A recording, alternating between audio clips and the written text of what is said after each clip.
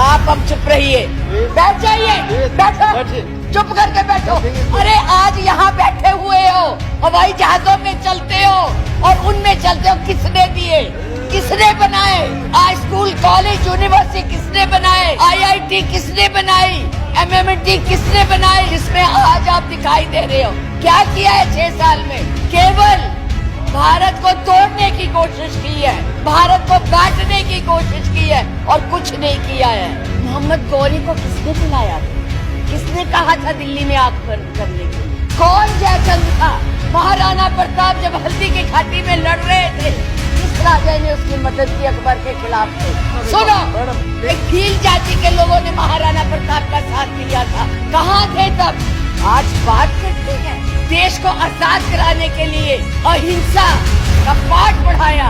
आप क्या जाने अहिंसा, जो लाठी लेके तो ट्रेनिंग देते हैं। कोई भी आपके प्रधानमंत्री के खिलाफ, आपके गृह मंत्री के खिलाफ, उनकी नीतियों के खिलाफ बोले, वो देशद्रोही हो गया है। 6 साल के बच्चों को भी नहीं आप तो छोड़ रहे, आप क्या करेंगे? श्रीमती विप्लव ठाकुर जी। माननीय उपाध्यक्ष जी, धन्यवाद। मैं ये राष्ट्रपति के अभिभाषण पर धन्यवाद प्रस्ताव के लिए खड़ी हुई हूँ, पर मुझे समझ नहीं आ रहा कि मैं धन्यवाद किस बात का करूं, कहां से शुरू करूं। मुझे लगता है आप अब चुप रहिए। मुझे लगता है बैठकर इंटरवेन न करें आप। मुझे लगता है कि एक कुशल गृहिणी अपना ट्रंक उसको पेंट करके अपनी पुरानी चीजें उसमें डाल देती है। यही इस अभिभाषण में है, कुछ नया नहीं है। वही उज्ज्वला है, वही दीनदयाल है और वही पे जो है मिशन की बातें हो रही हैं। बेरोजगारी की कोई बात नहीं है, महंगाई की कोई बात नहीं है, क्योंकि इनको उसकी चिंता ही नहीं है।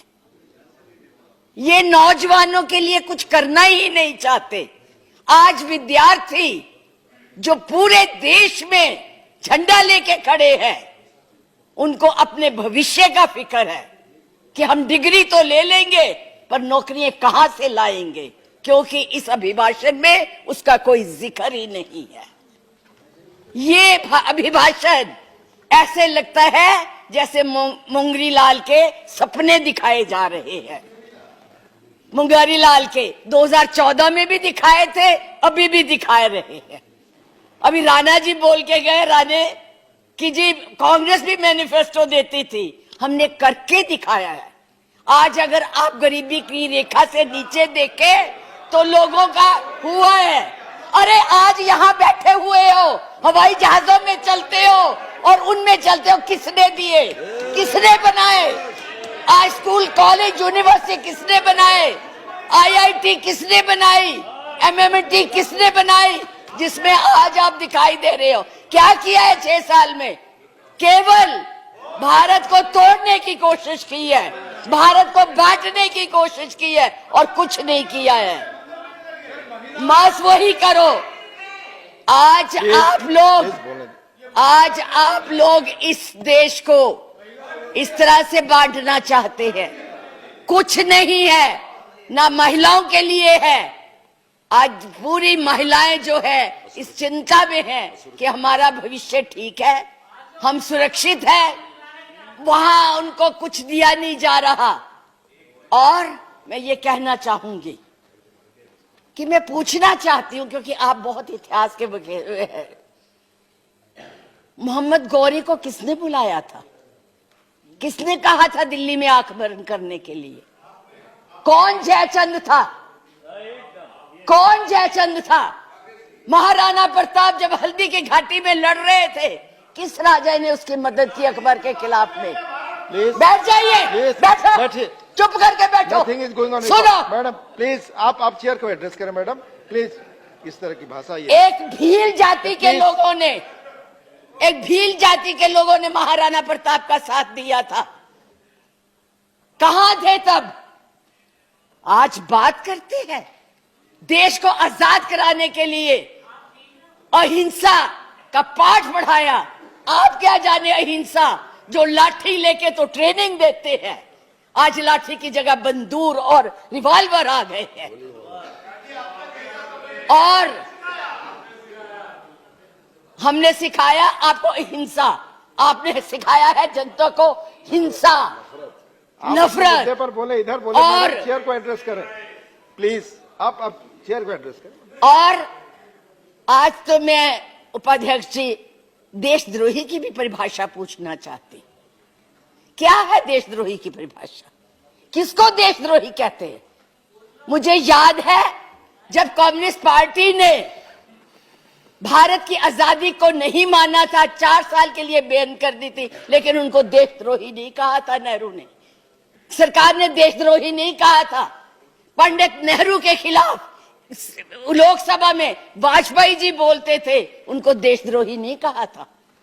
आज कोई भी आपके प्रधानमंत्री के खिलाफ, आपके गृह मंत्री के खिलाफ, उनकी नीतियों के खिलाफ बोले, वो देशद्रोही हो गया है। उनको जेल में डाल दो, उनको पकड़ लो। 6 साल के बच्चों को भी नहीं आप तो छोड़ रहे। आप क्या करेंगे? आपके पास ना तो कोई कार्यक्रम है, ना आपके पास भारत के लिए कोई नया सोच है, कुछ नहीं है। केवल एक सोच है कि कैसे इस देश को तोड़ा जाए। 70 साल में उपाध्यक्ष जी हमने पाकिस्तान का इतना नाम नहीं लिया था जितना ये 6 सालों में ले रहे हैं। हमारी महानायिका ने पाकिस्तान के 2 हिस्से कर दिए थे, बांट दिया था, और ये आज पाकिस्तान के नाम से डरा रहे हैं और वैसे कहते हम बहुत मजबूत है।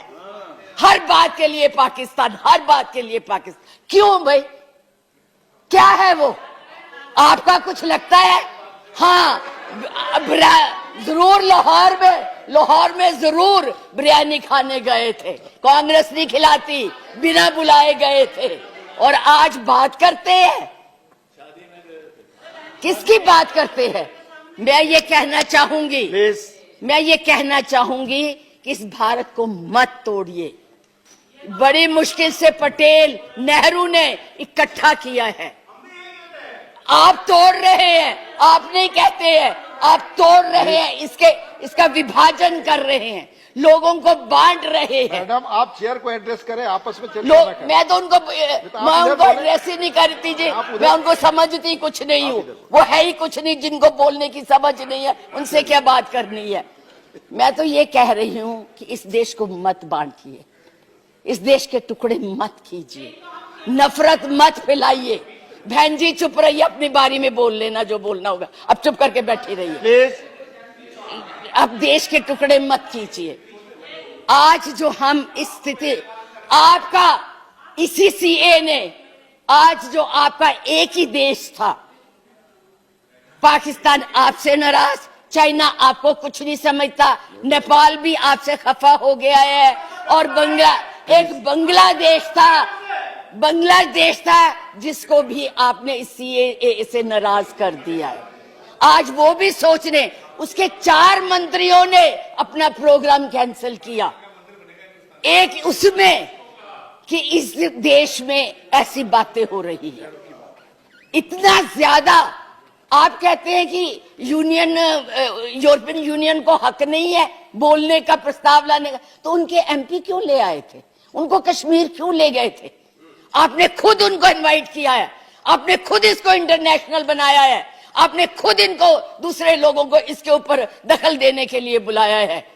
और उन्हें नहीं बुलाया जब तक हमारी सरकारें थी, किसी की हिम्मत नहीं पड़ती थी हमारे देश की तरफ देख ले। आप लोगों ने किया है ये सब, अपनी करतूतों को छुपाने के लिए उन लोगों की मदद ले रहे हैं।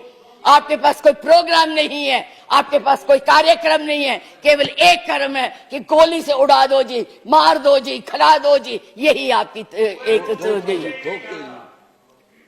यही आप करने जा रहे हैं। इसलिए मैं आप लोगों से कहती हूं कि इस देश को मत बांटिए, इस देश की एकता को बनाए रखिए। इस देश में जो भी यहाँ है, आज वो सदियों से रह रहे हैं, अभी नहीं आए हैं। अब पाकिस्तान और बांग्लादेश, अरे भाई वो तो है ही इस्लामिक कंट्रीज, उनके बारे में क्या बोलना है? हम तो सेकुलर, हम तो धर्म को मानते हैं। किस धर्म की बात आप करते हैं? किस राम की बात करते हैं जिसने अपनी मर्यादा को रखने के लिए जनता की बातें सुनी थी? उस जनता की बात सुन के उसने सीता को वनवास भेज दिया, और आप लोग बात तक नहीं करना चाहते। किस राम राज्य की बात करते, किसको पूजते हैं आप? मंदिर बनाइए, जरूर बनाइए, लेकिन उनके आदर्शों को भी मानिए, उनकी बताई हुई बातों को भी मानिए। सिर्फ केवल कहने से बात Madam, नहीं please बनती है, conclude now. ऊंचे ऊंचे भाषण देने से नहीं बात बनती। इसलिए मैं यही कहूंगी कि इस देश को मत बांटिए, एक रहने दीजिए, ये नफरत मत फैलाइए। ये आपके लिए भी और हमारे लिए भी बहुत धन्यवाद। बहुत बहुत धन्यवाद। लाइव टीवी, सच सबसे आगे।